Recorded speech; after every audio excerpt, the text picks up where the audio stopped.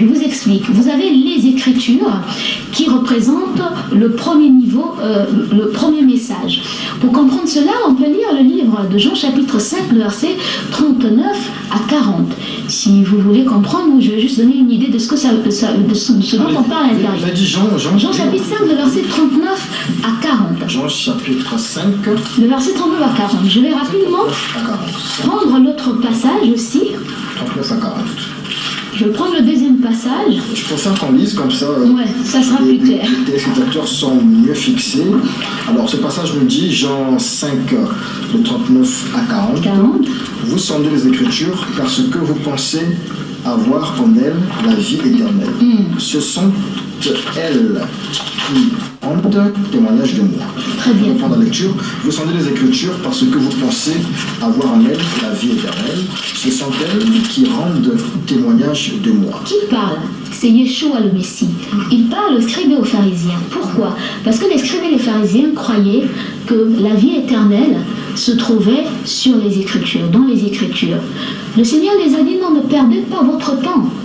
Ce n'est pas les Écritures qui vous donneront la vie éternelle. Il dit, les Écritures rendent témoignage de moi. Qu'est-ce que ça veut dire? Quand on vous témoignage de quelqu'un, ça ne veut pas dire que vous avez rencontré la personne. On vous témoigne qu'un tel existe. Les Écritures n'ont pour mission que de nous rendre témoignage que le Créateur Elohim existe, qu'il y a eu une œuvre expiatoire, qu'il y a eu Yeshua le Messie qui est venu, qu'il y a eu ceci, cela. En bref, c'est quoi l'écriture en fait? C'est simplement dire que la Bible, c'est un livre comme tous les autres. J'arrive au premier niveau. En fait, l'écriture, c'est le témoignage écrit des révélations qu'Adonai Dieu a fait dans le passé et aussi le témoignage de tout ce qu'il a fait avec les hommes dans le passé. Donc les miracles qu'il a fait avec eux, les actes, les œuvres que le Saint-Esprit a fait avec les hommes dans le passé. C'est ça en fait l'écriture. Ce que vous avez là, ça vous raconte ce que Yeshua le Messie aurait dit dans le passé. Ce qu'il a fait avec Paul, Jean, si Adam, je sais pas, si David avait 30, 40 femmes. Donc c'est le témoignage écrit de ce que le Seigneur ou le Saint-Esprit a fait avec les hommes dans le passé. C'est aussi le témoignage écrit des révélations. Quand on parle des 10 commandements, ce sont des révélations qu'Adonai Dieu a données dans le passé. En fait, c'est ça l'écriture. Et les hommes à cette époque-là s'attardaient sur les écritures pour avoir le salut. Ils disent non, le salut vous témoigne que j'existe, que j'ai fait le ciel et la terre. Mais après avoir reçu le témoignage, il faut aller plus loin pour me rencontrer moi-même. Et donc, c'est là où je parle de la deuxième étape, ou du deuxième niveau, ou de la deuxième chambre, qui est la révélation des Écritures. Et pour comprendre le deuxième niveau de la révélation, il faudrait qu'on lise Psaume chapitre 119. On va lire rapidement, à partir du verset 130, pour comprendre le vrai sens. Psaume 119. À partir du verset 130. Alors, je pense que j'ai retrouvé avant vous. Et vous pourrez prendre Ésaïe chapitre 29, le verset 11. C'est toujours pour nous aider à comprendre la révélation. Chapitre 119, le verset 130. Voilà, d'accord. Chapitre 119, ok. Vous avez retrouvé? Nous les sommes, et puis vous avez dit Ésaïe. Ésaïe, chapitre 29, à partir du verset 11. D'accord. Je vous suis, allez-y. Alors, donc je vais lire rapidement. Alors, Psaume 119, le verset 130. Alors, il faut que je retrouve la page. Alors, je vais lire rapidement au nom du Seigneur. Il est écrit « La révélation de tes paroles m'éclaire. Elle donne de l'intelligence aux simples. » On dit « La révélation de tes paroles m'éclaire. Elle donne de l'intelligence aux simples. » Qu'est-ce que ça veut dire? Que quand vous recevez la parole de Dieu, vous devez avoir la révélation de ces paroles. Qu'est-ce que la révélation de la parole veut dire? En fait, la révélation, c'est le dévoilement de la pensée de Dieu sur une écriture. Vous voyez la différence? C'est le dévoilement de la pensée de Dieu sur une écriture. Quand vous lisez une écriture, ça veut dire que Yeshua est passé au calvaire. C'est historique. Vous voyez, c'est une information historique. Mais quand vous allez plus loin, le Saint-Esprit vous dévoile l'intention, ce qu'il veut dire par là. Donc, la révélation, c'est de la part de Dieu, de l'intention de Dieu sur une écriture. C'est pourquoi ici, on dit dans Psaume que la révélation de tes paroles m'est claire. Et si vous voulez comprendre, on peut aussi lire Ésaïe, chapitre 29, à partir du verset 11, si vous êtes à la page. On peut prendre rapidement. Qui dit toute la révélation est pour vous comme les mots d'un livre cacheté que l'on donne à un homme qui sait lire en disant lis donc cela et qui répond je ne le puis car il est cacheté. Très bien, ça veut dire que la révélation n'est pas visible au premier niveau. Donc quand vous lisez les Écritures, vous avez un autre message. Et quand vous allez dans la révélation, vous avez un autre message. Je vous ai parlé d'un troisième niveau, la profondeur de la révélation. Qu'est-ce que ça veut dire? J'aimerais d'abord m'appesantir sur le deuxième niveau qui est la révélation des Écritures. Je vous ai dit que la révélation, c'est le dévoilement de la pensée dans une Écriture. Cette étape, cette partie, ce message-là de la révélation est très important parce que c'est ça qui révèle l'esprit humain.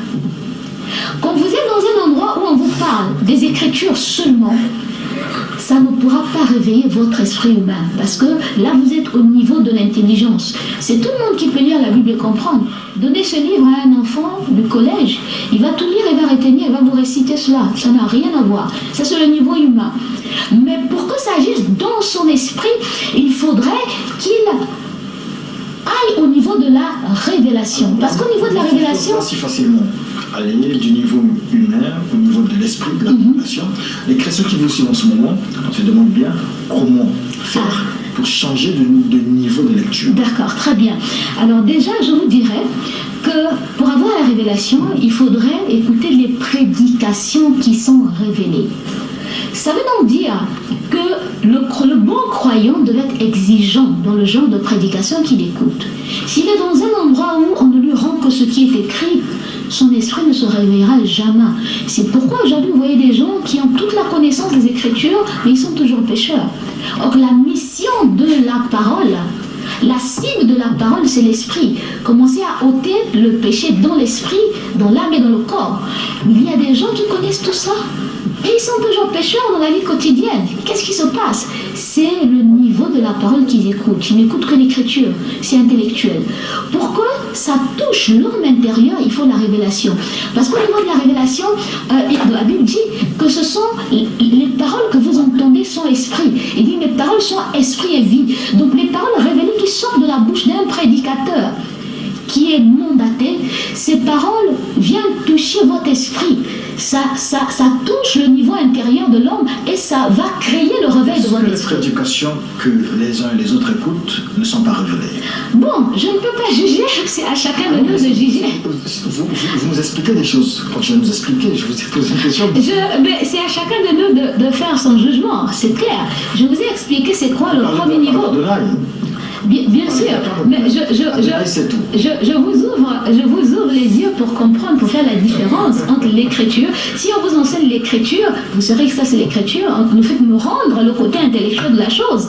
Mais si c'est la révélation, vous saurez que ça c'est pas écrit, mais c'est vrai. C'est le message caché, le côté caché. Et c'est ce côté caché, c'est cette information cachée du Saint-Esprit qui vient toucher l'homme intérieur et réveiller votre esprit humain.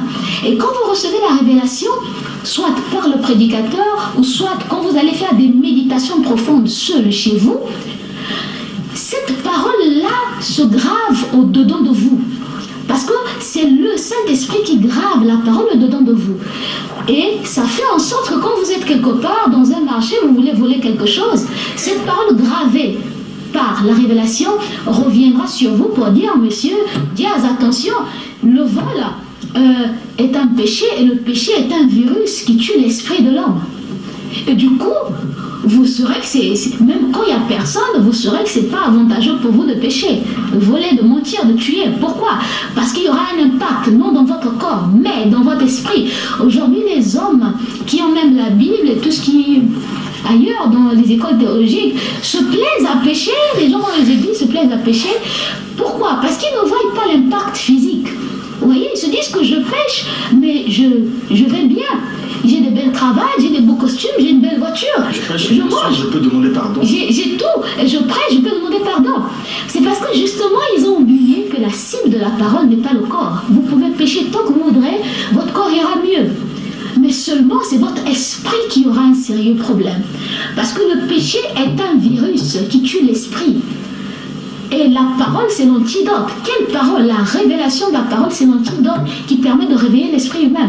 Et les conséquences de garder son esprit mort, c'est la manipulation par le monde des ténèbres. Le sorcier peut arrêter votre vie aujourd'hui. Le magicien peut arrêter votre vie. Pourquoi? Parce qu'on demande de l'esprit, vous êtes mort et vous allez tout subir. C'est pourquoi, quand on reçoit la parole qui est l'antidote, ça réveille votre esprit humain. Et ça, c'est le niveau du salut. Et pour arriver au niveau du salut, qu'est-ce qu'il faut réellement faire? Parce que plein de gens sont dans les églises. Aujourd'hui, ils prient, ils ont 20 ans dans une église, ils font l'œuvre de Dieu, ils prêchent, mais dans la réalité, leur esprit est mort parce qu'ils sont encore sous l'influence du monde des ténèbres. Comment faire pour arriver à l'étape de réveiller son esprit?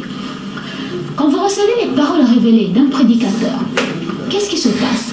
Vous devez commencer par faire l'effort de séparer votre corps du péché. Parce que Paul a dit dans le passage que j'ai cité que vous devez faire en sorte qu'avant le retour prochain du Seigneur, que votre corps ait fini de se séparer avec le péché, votre âme et votre esprit. Ça veut dire quoi?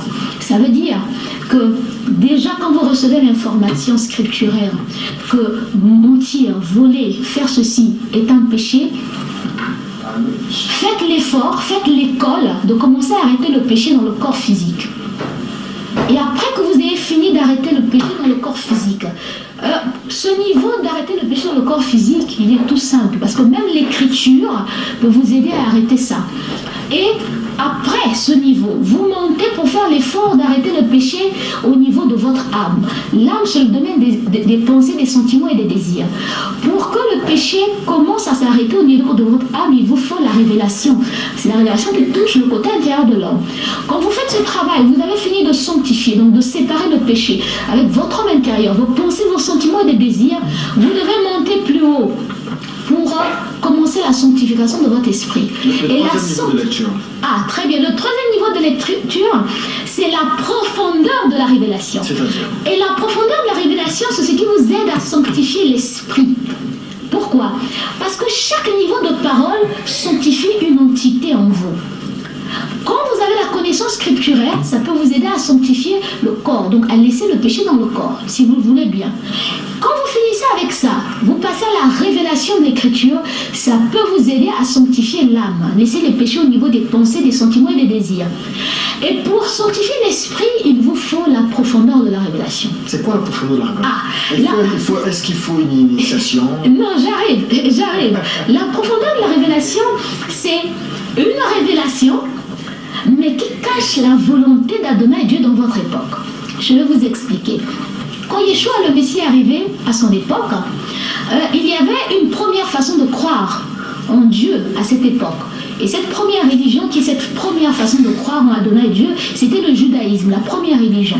Donc, pour avoir une relation avec Adonai Dieu, il fallait faire des pratiques, certaines pratiques corporelles pour être en relation avec Adonai Dieu. C'est ce qu'on me disait dans le judaïsme. Et donc, tous les juifs et les Israélites étaient dans cette religion qu'on appelait le judaïsme. Quand Yeshua le Messie entre en scène, il a le projet d'apporter une nouvelle façon de croire en Dieu, qui est le christianisme. Vous voyez? Et pendant qu'il était là, il avait la nouvelle volonté d'Adonai Dieu en lui. Mais c'était quoi cette nouvelle volonté? C'était juste une nouvelle révélation. Cette nouvelle révélation, c'était quoi que le Messie a apporté? C'était la foi. Qu'est-ce que ça veut dire? En fait, c'était juste pour changer la nouvelle façon de croire. Au départ, il fallait faire des pratiques pour avoir la relation avec Adonai Dieu. Mais Yeshua, le Messie, vient dire non, cette fois, c'est plus simple. Il vous suffit simplement de croire au Messie. Et c'est fini, vous êtes agréé par Adonai Dieu. Donc la foi que le Messie apporte, c'est ce qu'on appelle la profondeur de la révélation. Parce que la foi était une révélation à cette époque. Mais comme c'était une révélation qui cachait la volonté d'Adonai dans cette époque, c'est ça la profondeur de la révélation. Alors, je vais encore vous donner un exemple pour que ça soit clair. Je vous donne un autre exemple, c'est important.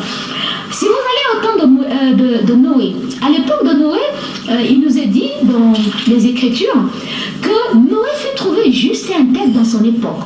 Comment fut fut-il justifié par rapport aux hommes de son époque? C'est parce qu'il avait mieux pratiqué quelque chose. Il est clair. Quand on dit que M. Diaz, vous êtes juste dans votre époque, c'est parce que vous avez certainement mieux pratiqué quelque chose. On ne peut pas vous justifier dans le néant. Donc Noé était certainement mieux. Il pratiquait mieux la parole de son époque. Et après avoir pratiqué cette parole-là qu'il avait justifiée, Adonai Dieu est venu lui donner la profondeur de la révélation. C'est quoi la profondeur de la révélation? C'était la volonté d'Adonai Dieu dans cette époque. C'était la fameuse volonté d'Adonai Dieu qui l'a permis de se sauver. Adonai Dieu est venu lui souffler.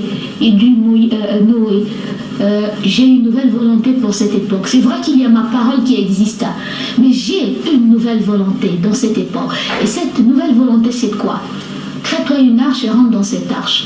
Et quand vous avez la révélation profonde dans une époque, ça vous permet de sanctifier votre esprit et ça vous permet d'être à jour par rapport à l'évolution du plan de la rédemption. Parce que dans le plan de la rédemption, Adonai Dieu, lui, il suit son plan.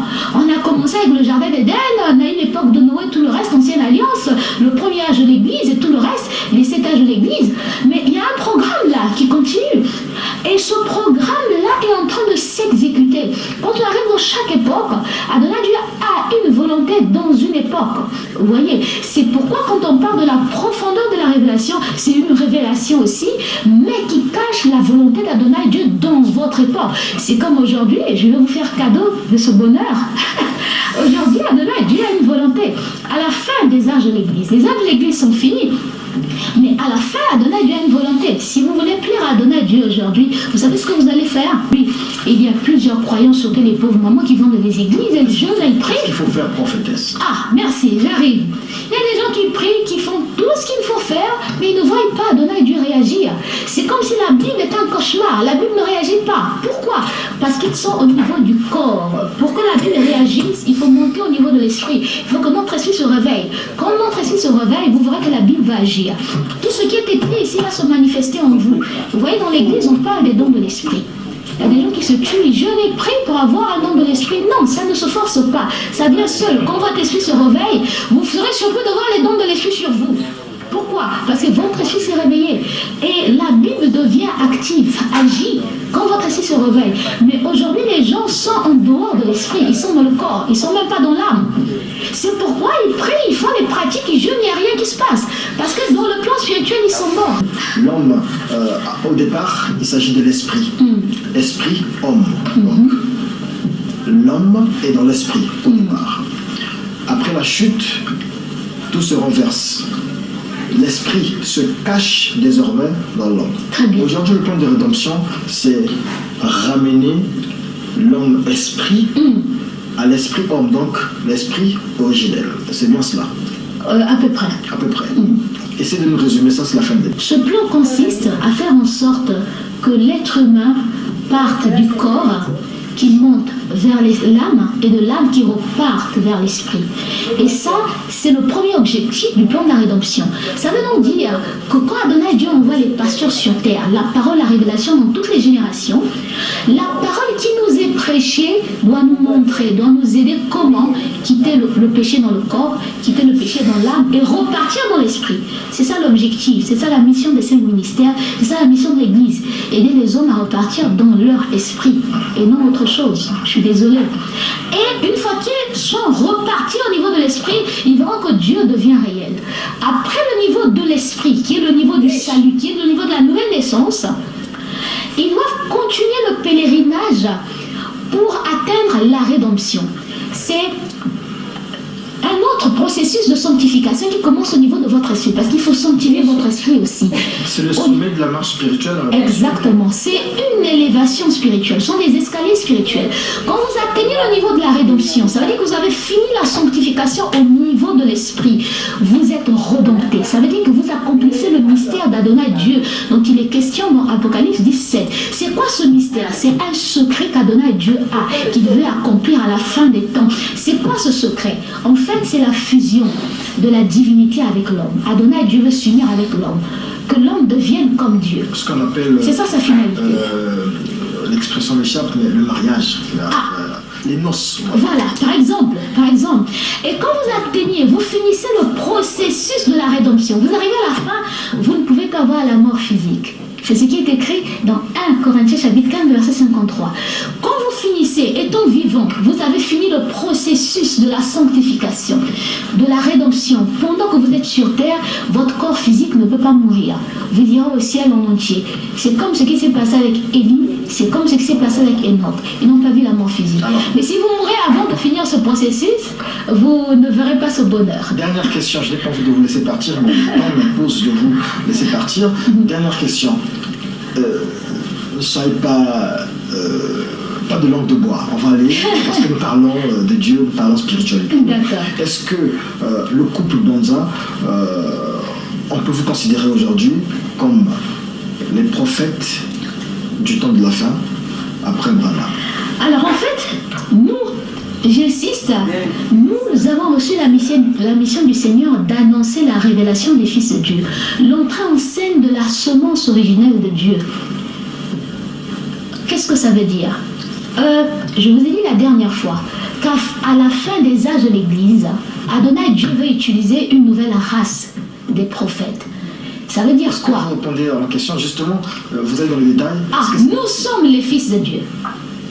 Parce que nous, on nous apprend que le prophète, parce que vous avez une certaine démarche qui n'est pas loin de celle des croyants au message de William Marion Branham. Ah bon? Vous parlez même de cette marche-là, salut, rédemption, c'est un peu cette espèce de... C'est écrit, c'est scripturaire.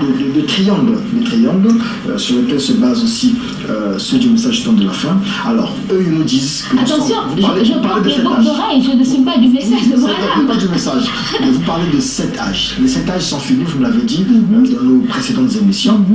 Nous sommes dans un 8e âge, même si vous me l'avez dit. Non, c'est pas un 8e âge. C'est l'âge de l'épouse, c'est l'âge du résumé, c'est l'âge de l'esprit, c'est l'âge de la perfection. Et vous êtes les guides de cet âge-là?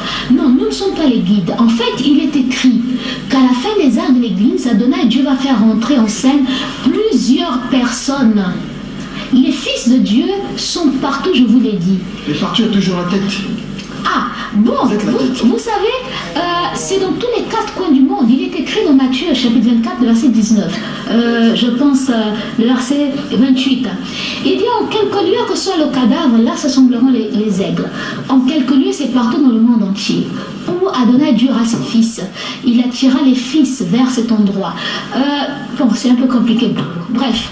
Mais donc, pour répondre simplement, en fait, nous venons annoncer de la part du Seigneur qu'après les âges de l'Église, Adonai Dieu va faire entrer en scène ses fils, les héritiers de la parole, les gens qui sont nés avec la semence divine. Ils viendront apporter... Les gens qui savent lire la Bible, qui connaissent les 3 niveaux de lecture de la Bible. Ben, c'est clair. D'accord. Merci beaucoup, prophétesse Myriam Bonza. C'est la fin de cet entretien. Téléphone, on peut nous joindre au 06 824 60 60. Attention. Et merci à vous, madame. Merci.